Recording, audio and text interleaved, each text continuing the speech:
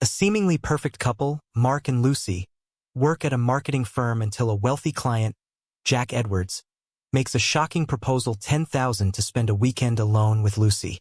What secrets lie behind this offer? And how will Mark face the ultimate test of his marriage?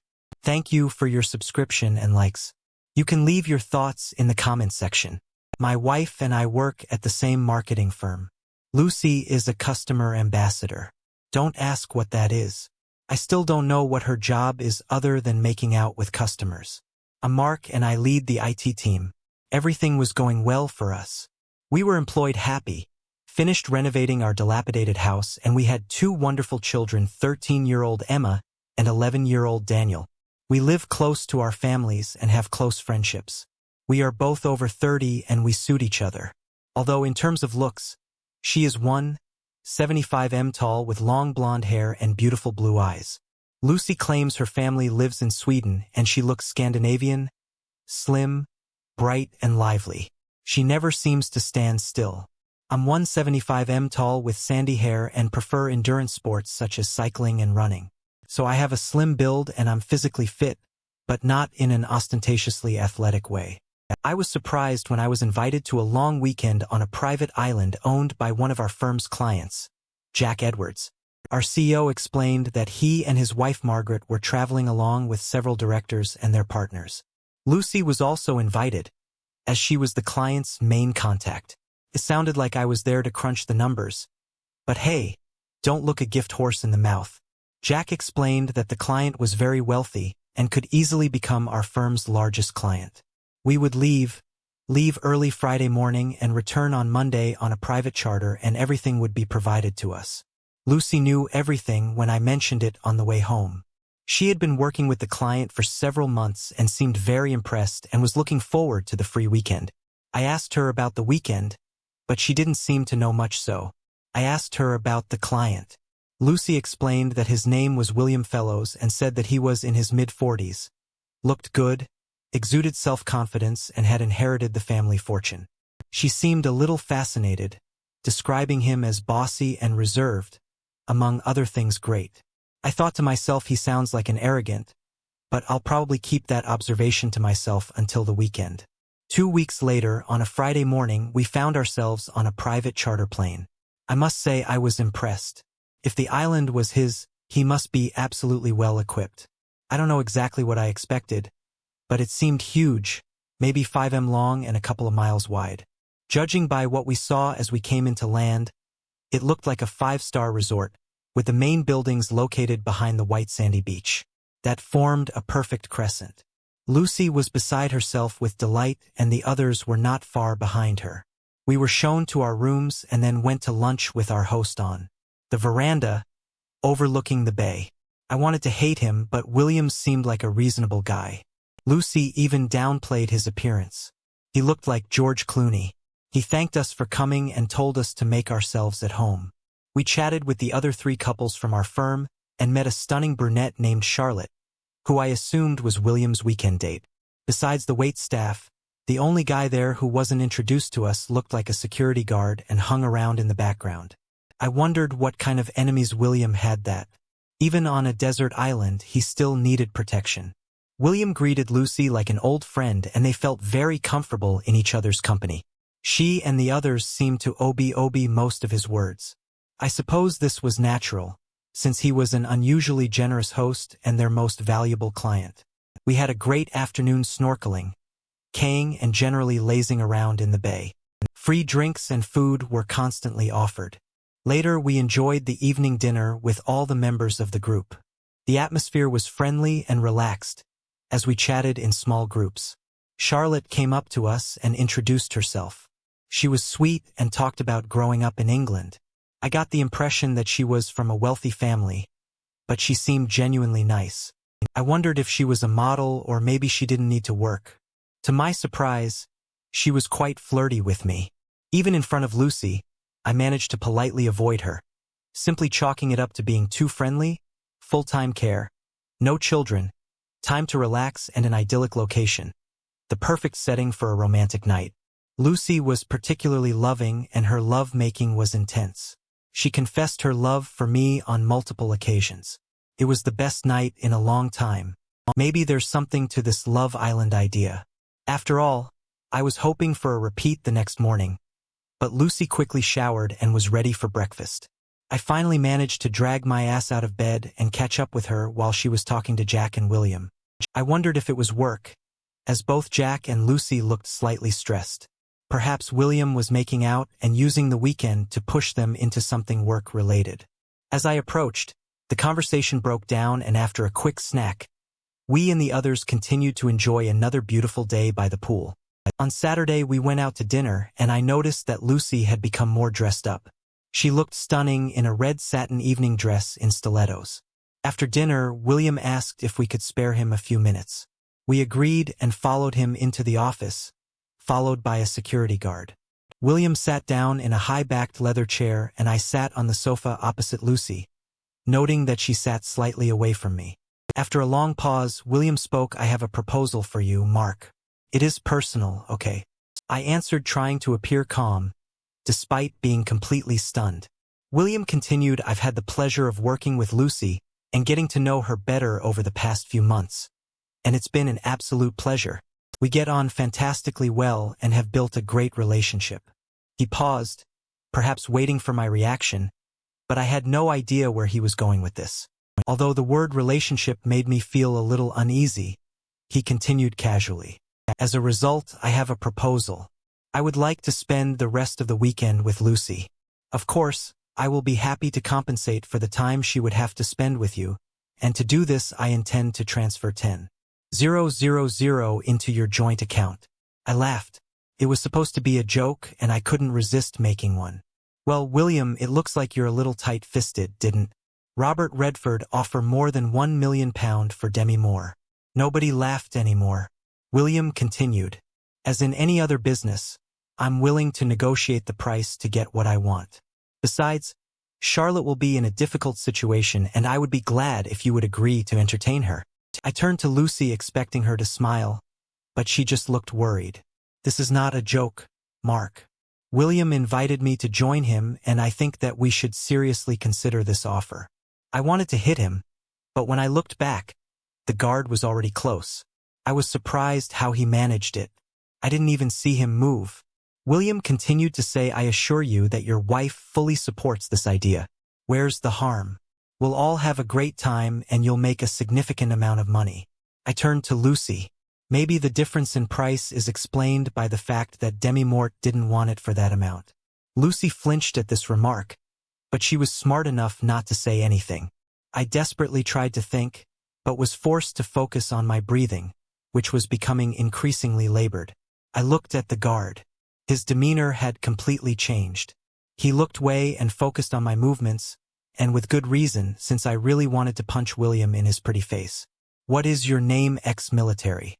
"Judging by your appearance, Shane, sir, and I cannot comment on this matter, and if I attacked your boss, I think you could kill me with your bare hands or something." Shane smiled, maybe just to keep me from doing this. "Sir," turning to William, I said, "it's a good thing you brought him. Otherwise I would have beaten the crap out of you." William didn't seem bothered at all. "Let us not rush, Mark. A lot depends on this." Lucy spoke. "Next, Mark, think about it. Just a couple of days and money will change our lives forever." I was devastated. She clearly planned and wanted this. "Tell me, dear, did the offer of money come after you decided to do this?" Having received no answer, I continued. "I think Charlotte was also offered to sweeten the deal." "Who is she, a prostitute?" To this William replied, "Charlotte is my personal friend. In addition to being rich, she is a very high-class escort and only takes contracts that interest her. Rest assured with her, you will experience something out of the ordinary. I think that makes them both prostitutes." Another wince from Lucy, but no softening words. "Well, William, you can put your money up your perfumed ass." It was at this moment that Lucy spoke and showed her true colors. "This is my body and I want to do this. It's just sex and we'll both be interested in exploring it with others. William and I like each other, but that's it. That doesn't change our love for each other. I'm sure you and Charlotte will have a good time too." I was stunned by her words, which slowly came to me. "The difference, my dear wife, is that I don't want anyone else. And this is much more than you imagine." This is betrayal and conspiracy behind my back. I will never be able to trust you again, and if you are ready to do it once, then why not do it again? Lucy quickly replied, you were overreacting. I told you about this, so it's not a conspiracy or a secret, and I'm absolutely truthful. This will happen and then I will return, becoming completely yours. If you love me, you will only allow me this one thing. Think about what we can do with the money, holidays with the kids, everything. Don't you dare use our children as an excuse. We don't need money and don't think I'll take you back. Your honesty will only work if we agree on something together, and the only person you agree on anything with is this pompous. Money is just an excuse. You want and plan to do it. I think the money and Charlotte are just because you didn't think I'd agree. Well, you're right, even with money. I still don't agree. Lucy continued. You're right. I want to do this.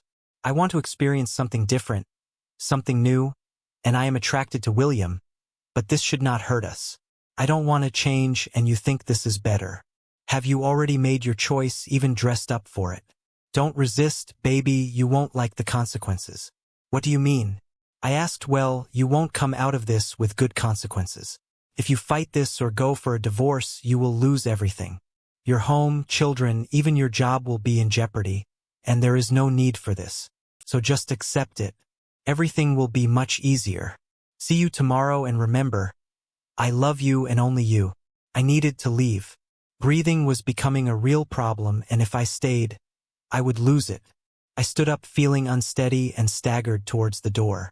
I heard Lucy calling my name, but I kept walking as I was crossing the hall. Charlotte came up to me and hugged me, saying that everything would be fine. I turned to her. Who are you, a consolation prize? She walked away with her head held high. I kept walking and eventually got outside and walked halfway across the yard. But I didn't feel very good. I heard footsteps behind me and was disappointed to see that it was Shane and not Lucy. Listen, Shane, you just need to back off. I said I would love to, but I need to make sure you don't do anything stupid. For example, do you have any ideas? Because I don't have any. Shane replied. Mark, you don't look too good. Just sit against the wall. Pull your knees up and focus on taking long, slow breaths. Shane suggested. After a few minutes, I calmed down. Thank you, I probably don't know what it was, possibly an anxiety or panic attack, I said. Shane replied, you were quite pale, but now you look more pink. Speaking of stupid ideas, is there a way to get out of this hole? I asked. Shane replied seriously, you can't get off this island today. There are no boats. The plane and pilot left for another charter. You might be able to radio for help, but a cheating wife is hardly an emergency. I'm glad you think she's unfaithful. She doesn't seem to understand that, and I'm already starting to doubt myself. What should I do? I asked. Because of you. I can't even beat the crap out of him. I said, yes, sorry about that. I would like to step aside, but I will never find a job again. Shane continued, listen, think about what you are going to do and come up with a plan. Whatever you need to do can wait until Monday. It's like in the army. Form a plan. Sit quietly and don't tell them what you're going to do. Shane advised the problem is that I have no idea what to do. They seem to have everything planned and I will have to sit and suffer tomorrow and Monday while you babysit me. I replied after a long pause. Shane suggested there's a ship coming early Monday morning with cargo. You can take it if you want to avoid the plane with everyone else going home. They can't stop you. No one, including me, wants to be accused of kidnapping or imprisonment. I can even go with you. This contract is losing its attractiveness. I don't like being on the wrong side, even if it pays well. Okay, this will help. I just need to get through tomorrow. Tell you what. Why don't we go on a hike around the island tomorrow morning to take your mind off all this nonsense? Besides, you should think about Charlotte. She's a wonderful girl and it looks like you have nothing to lose. Shane suggested I'll go back there. You never know. Maybe she'll change her mind. I said she of course did not change her mind, but surprisingly I fell asleep. I think from fatigue.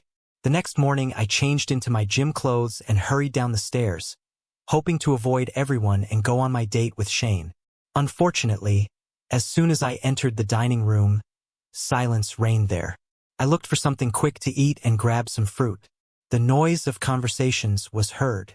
I heard comments about everything being fine, no big deal. She will come back then. CFO John Cousins came up with his wife. Look, we've all been through this. Just let it happen. It's nothing personal. He dates other wives but then moves on and he is very generous, he said. At that moment Lucy and William appeared.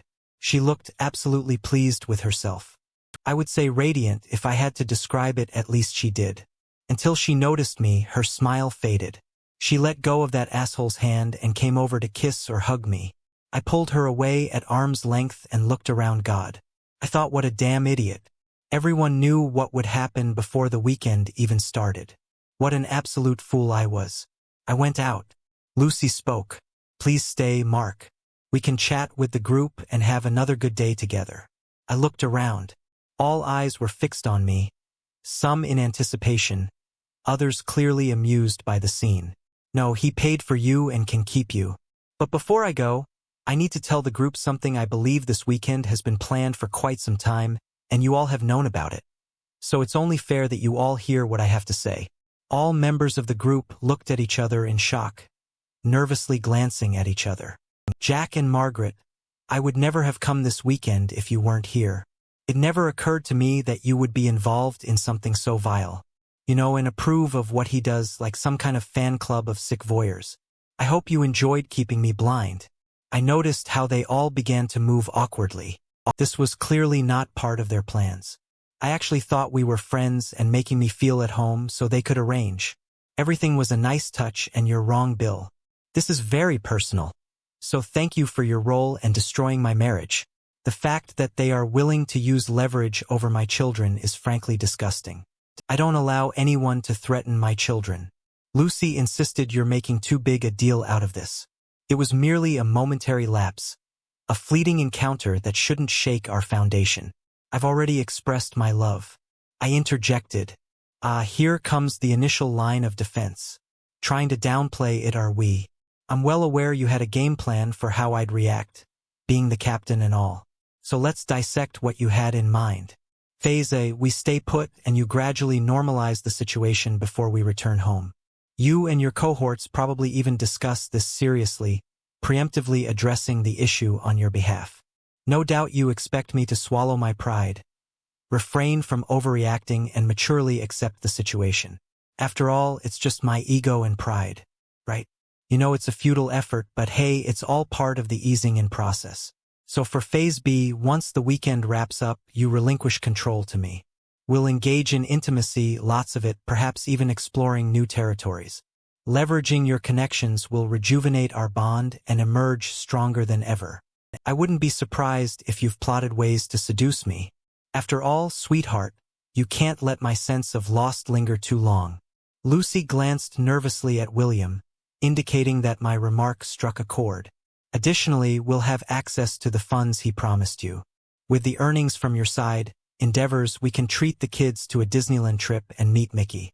These words elicited visible reactions from several individuals, evident from their shudders. If we are still fighting, Phase B kicks in. You already sowed the seed last night. If I really love you, then I should allow you to do this.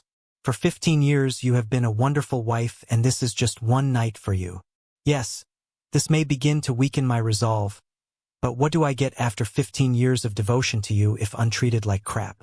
You knew I would never agree, and you attack me with a complete lack of respect. So this plan won't work. Now you're a little worried. Maybe you better give me time to cool down. In a week or two, you'll find me drowning my sorrows in a bar somewhere, and then you'll ask for forgiveness. This is Phase D. You actually regret all this. You didn't realize it would hurt me so much, and you never would have done it if you had known you loved me. Beg, cry and all that. I must admit that you have a chance. But then the way you just walked hand in hand with him in front of everyone and looked so delighted with yourself. This confirmed to me that there really was no guilt or regret, only contempt and a desire to humiliate me. Phase D won't work for you, so finally, a backup plan may be needed. Phase E threats you will take all the money, the house, and set the children on me. You've already suggested that I might lose my job. William will pay to find you the best lawyers. I will end my life sad, poor and lonely. You can even threaten to move in with him and live happily ever after with our children. William raised his head so quickly that I almost laughed. Oh God! It looks like your lover doesn't really want your children. Baby. Lucy finally found her voice. It's really not that big of a problem, she began. Why don't we just relax and give ourselves time to think this is phase a Lucy? We've already been through this, I said categorically, so why don't we save everyone time and move on to the final result? This is what I was thinking about last night, and my conclusion is that everyone, including the children, would be better off if we divorced. This is much healthier than living in an unhappy home at the end of the day. You can't be happy if you're doing this crap, and I'm certainly not happy. You can try to stop me from seeing my kids, but you know I'm a good father and that's good for them and they're old enough to understand. I doubt your family and friends will support you, not after they find out what you did. I don't care about money. It's always been you. Everyone sat in shocked silence. Eyes white as goldfish. Do any of your bastards have any more tips? Did I miss anything? No, don't think oh. And one more thing, Jack. You can shove your job up your ass, but I'll see you. When, for a forced dismissal case, my job depends on the client having my wife. It seems that this is simply the reason with that I walked out. You could have heard a pin drop. Shane followed me, as always as we left. Shane chuckled. Well done. I see that you took to heart the advice to keep the plan to yourself. I couldn't help but smile. Yes, it looks like I failed at this idea. Shane actually laughed as left the building. It's good that you remained a civilian. You would never have achieved success in the army anyway. Let's go. Shane grabbed his backpack and set off at a leisurely pace up the coast after a mile.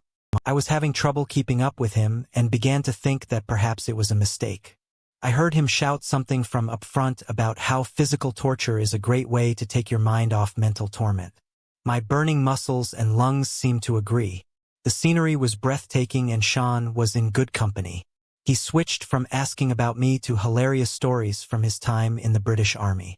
We spent several hours circling the northern part of the island, climbing along the coast. We headed to a high point in the center. I was barely out of breath when Shane suggested we jog back, since it's all downhill. I could barely keep up with him, but I suspected he was slowing down to either support me or torment me, depending on your point of view. We returned at noon. I was panting exhausted, telling Shane that until today I thought I was in shape. He was hardly out of breath but was kind enough to say that I was pretty fit and that it wouldn't make me feel too bad, since he was a physical education instructor in the army. I staggered to my room. Lucy was not there and I wondered if my wife was earning an extra fee. I showered and, finding myself very hungry, headed to the dining room to find some food, but was again disappointed to find William and Lucy there. Shane was also there hanging out in the background and I wondered how he managed it. He looked fresh as a daisy and fully dressed in a suit. William began to speak with his usual airy confidence. Mark. My dear friend, I feel that we started on the wrong side and I want to apologize. I've never had problems like this with my relationships before and I certainly don't want to jeopardize your marriage. It's too late. You've already done it. I replied. I want to withdraw my request to spend this evening with your wife and increase the compensation with these words. William handed me a piece of paper. I opened it and saw a check for $25,000. I stared at Lucy, who looked like she was crying, and I couldn't help myself. You must have been pretty good to earn that much, baby. Lucy's eyes flashed with anger. That's not the point. We made a terrible mistake and we're trying to correct it. William was the perfect gentleman and was genuinely concerned about how you reacted. I laughed at this statement. What is your idea of an ideal gentleman? Did he say thank you after he finished having sex with you? There's no need to joke, Mark. This is just a miscalculation on our part. We miscalculated your reaction to what was happening. It was a once-in-a-lifetime experience for both of us. You should be grateful to Lucy for making the sacrifice to offer you with in your children a better life. Just a miscalculation. I doubt it. I made it clear what I thought about your plan, but you both went ahead anyway.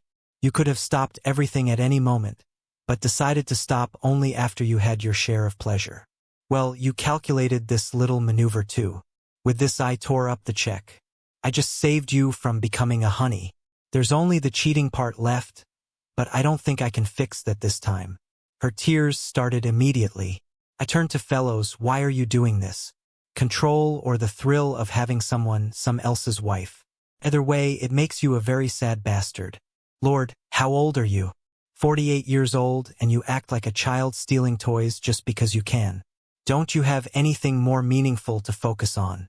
William laughed in response. I run an international corporation and give millions to charity. I have something to focus on. According to the research I did last night, you inherited this corporation and under your management. It is shrinking when it comes to charities. Attending galas, dinners, and fundraisers must be difficult. When was the last time you did something yourself, got your hands dirty, and actually helped another person? I doubt you have it in. You're so self-absorbed and too busy playing games with people's lives. Judging by the way you plan this weekend for everyone to know, you must be turned on by humiliating others. Sorry, Lucy, but it wasn't just because he wanted you. He wants every board member's wife, so you're one of many. Why don't you, William, try to grow up, have a real relationship with someone, put some of your wealth to good use, and stop being a complete? For the first time, I saw him stumble over his words and look unsure of himself. I continued, Shane, you better get that piece of crap out of my sight before I take a chance on you. I saw Shane hide a small smile before saying to fellows, I think it's time for us to leave, sir, before your safety becomes an issue. After they left, I grabbed a snack and went down to the beach, trying to avoid the others. Just when I thought I was alone on the beach, I noticed Charlotte lying in a hammock reading If She Had Been Beautiful Before Now. When she smiled, she became truly dazzling. I approached her. Sorry about last night. Before I could continue, she replied, there is no need for this. I was sure that you would accept the offer. If I had known, I would never have approached you. Your reaction is completely understandable, and your speech at breakfast was absolutely wonderful. I couldn't agree more. When you left, Lucy burst into tears, and I've never seen William look so embarrassed. I love every minute. Oh, I'm sorry. I shouldn't have said that. Considering what you're dealing with, I answered, thank you. Good. I'm even glad that something is starting to become clearer. I'm already tired of being told that this is nonsense. You see, William has no idea what to do with you. He had never been rejected before and was not used to dealing with morals. Has he already offered you more money? Yes, just before I came down, $250,000, damn idiot.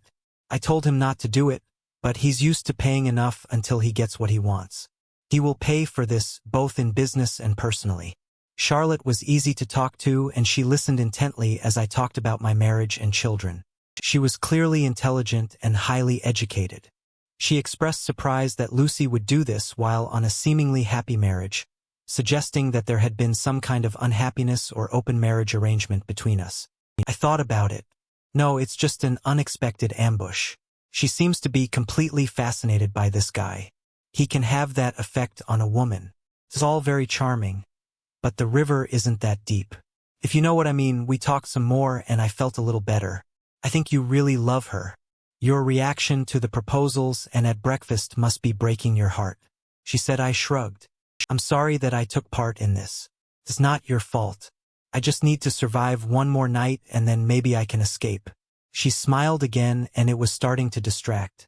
Well, maybe I can help with this. Everyone was surprised.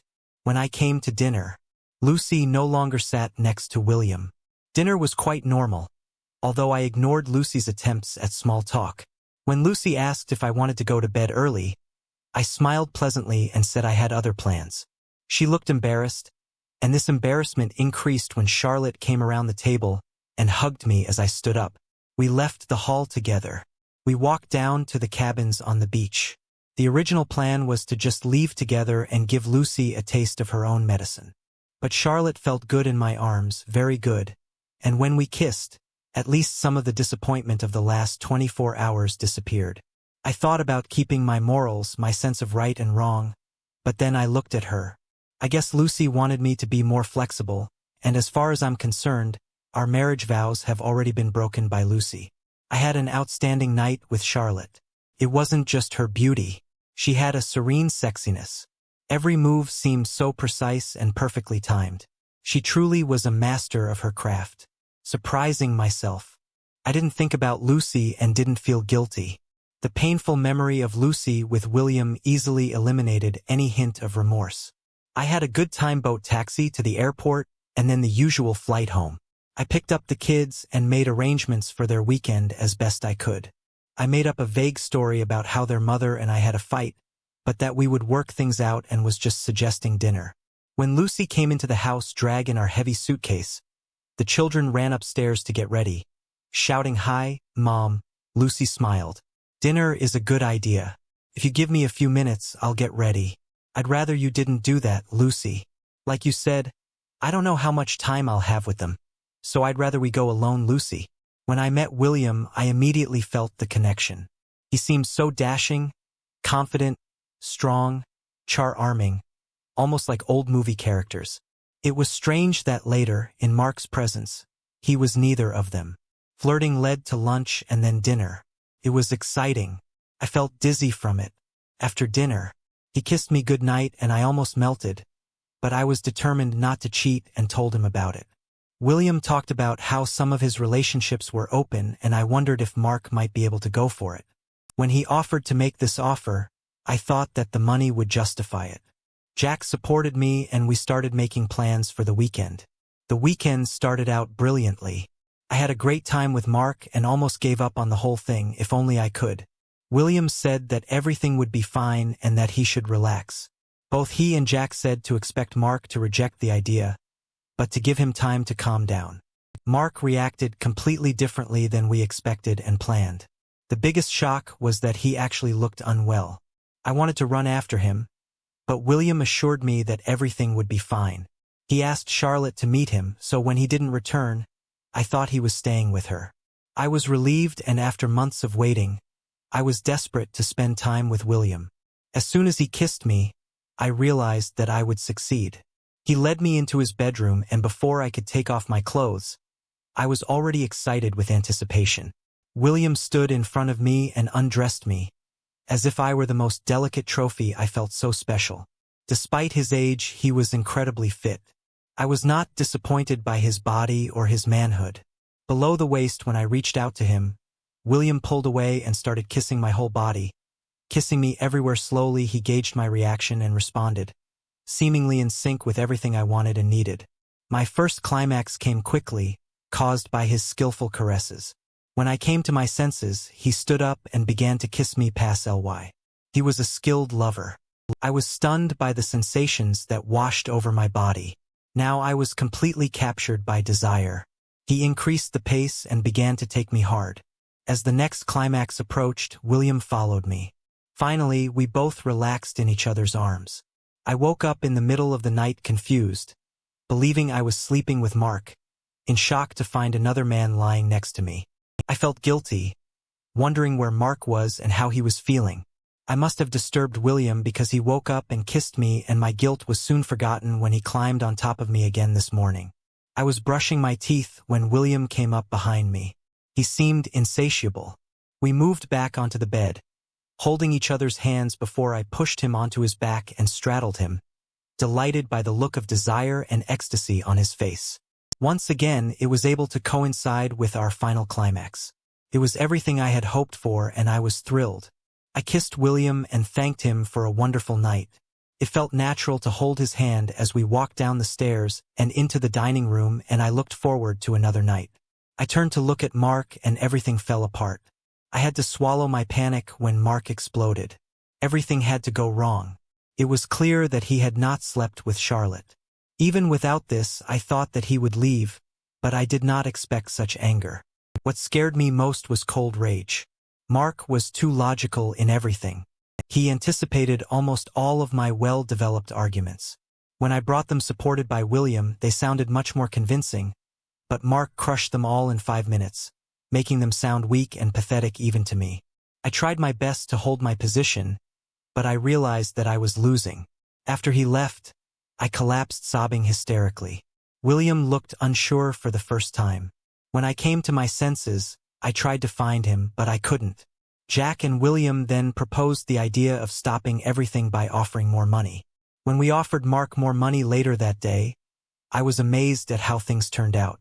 William's presence had diminished so much that he truly seemed small and insignificant before that. His authority was such that I believed everything he said. But now this authority was undermined to the limit. He assured me that we could have fun without ruining my marriage. This plan crumbled into dust, and I was no longer sure of anything. I then flew into an irrational rage, assuming that I would stay on the island longer and have fun, but was surprised by Jack's calm but cruel response. "Don't be so damn stupid, Lucy. If you want to have even the slightest chance of saving your marriage, ask for forgiveness. You better be honest and serious in what you say. He doesn't seem like a man who's willing to change his mind." Personally, I can't argue with anything he said at breakfast. I was even more shocked when Jack told William that they would never have the same things again. He continued by saying that Mark was a decent guy and didn't deserve any of the crap we caused, and William should take his advice and think about growing up. I was amazed that Mark was present at the evening dinner. I tried to talk to him, but he simply ignored me. When he left with Charlotte, I was devastated.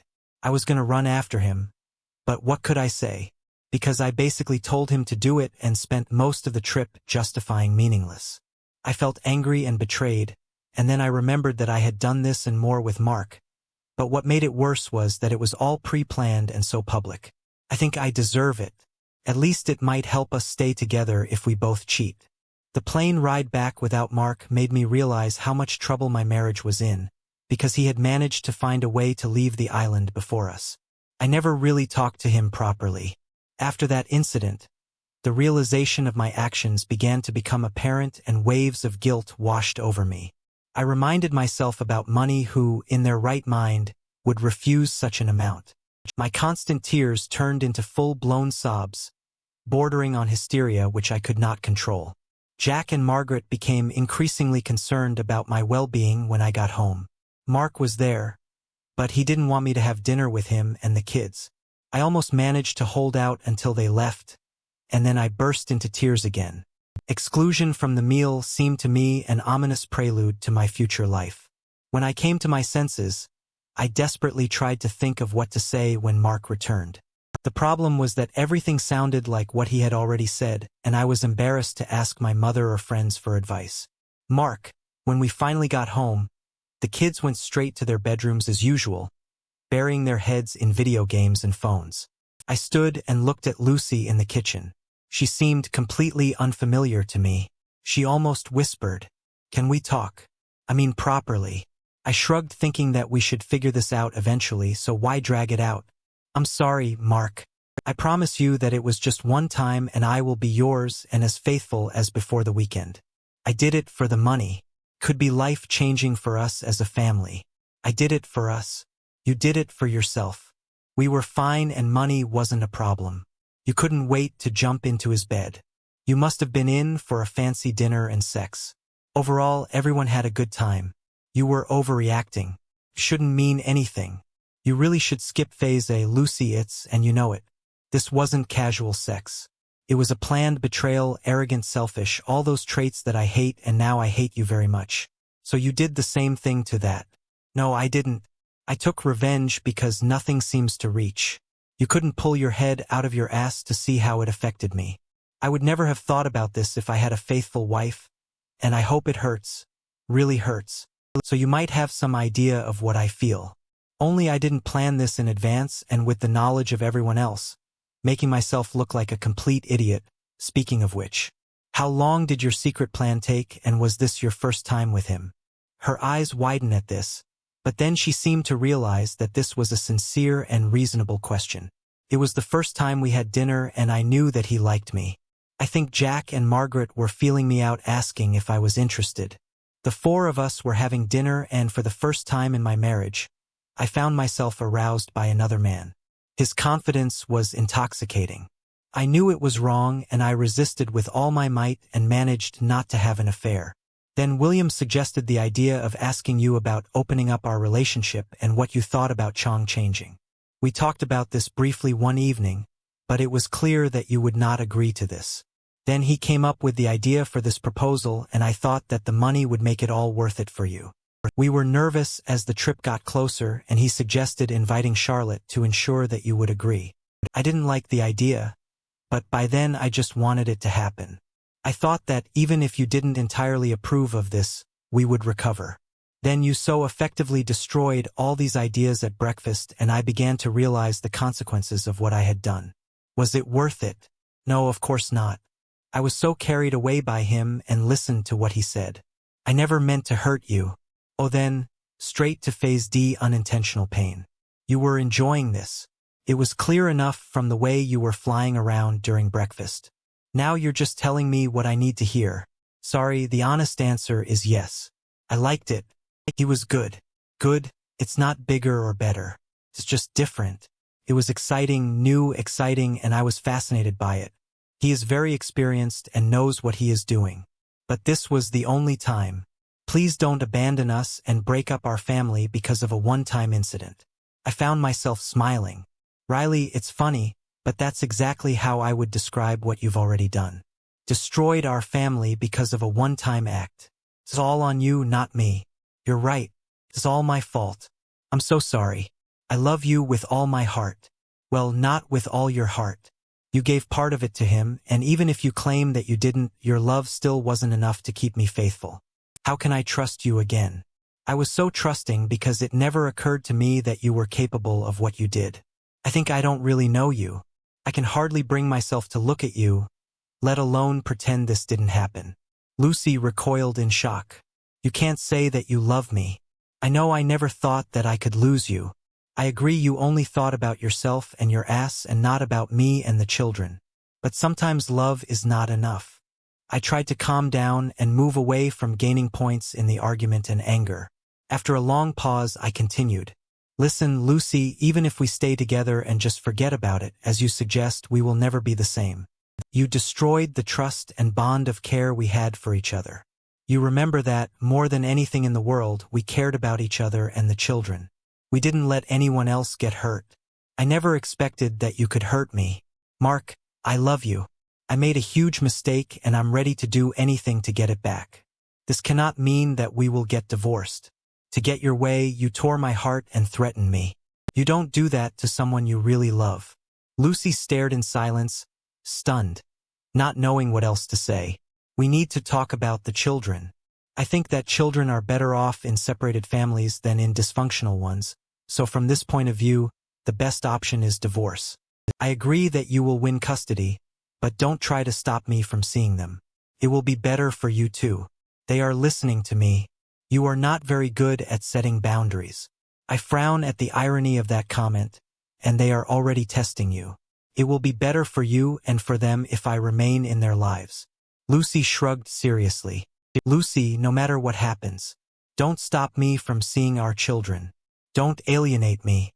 I am not a bad guy. I treat them well and love them to bits. You haven't seen how angry I am yet. I will fight you to the end, spend all our money on lawyers, and we will destroy each other in the process. I warned her. She nodded. I would never do that. You are a great father and they need you. They will want you to continue to take them with you on trips and practice with them in all sports sections. She said. I turned and looked at her, surprised by the first comment, in which I felt that she was not trying to manipulate me or justify her actions. Be careful, Lucy, you're throwing off FAD seriously. Even though you know who I am. Why do this? I can only think that deep down you wanted us to break up. God. Never, Lucy said urgently. There is no excuse for this. I became selfish, convinced myself that I could get something more. It seemed to me that somehow I could hold you. Why didn't you stop me that evening and just leave? I couldn't breathe and had to leave then. It didn't seem to matter much anymore. The fact that you wanted another guy by any means necessary meant that I had already lost you. This conversation killed us long before you reached his bed. Perhaps it was all over. When you first started planning everything, you spent weeks talking to him and preparing. Letting you go and not forcing you to stop makes it easier to end everything. There is no turning back, and that was the beginning of the end. The marriage was destroyed in less than 4 days. We divorced, fortunately, without any need for counseling. I think Lucy didn't want to explain her actions. On the one hand, it's a shame. I was hoping someone qualified could show how wrong she was. She did keep one promise, and in the end we spent approximately equal amounts of time with the children. She even admitted to them that everything was her fault. Without going into details, They were old enough to understand and often decided for themselves where to stay. They were at that age when parents became famous taxi drivers and loan sharks. I'm biased, but I think they are great kids and handled the breakup very well. Children can be surprisingly resilient under the terms of the divorce. Lucy could keep our house until the children were of age and then sell or buy it, but I still wanted this for the children and it allowed them to attend the same school. Fortunately, the right decision paid off by the time the children went to college. Real estate prices had skyrocketed. Lucy had to buy the share from me and it was the best investment of my life. How could she afford this? Well, we kept 25,000 and divided it up in the divorce and, just like with Charlotte, I couldn't hold myself to the moral high ground. What can I say? I am a practical person. Either way, it seemed like a small price to pay compared to the cost of marriage and what was once a happy life. I quit my job, was given a payout to avoid the embarrassment of an employment tribunal, and started my own web design business. Lucy kept trying to get us back together, but I just wasn't interested. So was it the right decision to end the relationship? It was messy and there were certainly no winners, but the initial threats and consequences did not materialize. I wasn't going to forget or forgive that night, and there's something important about looking at yourself in the mirror and liking whoever you see there.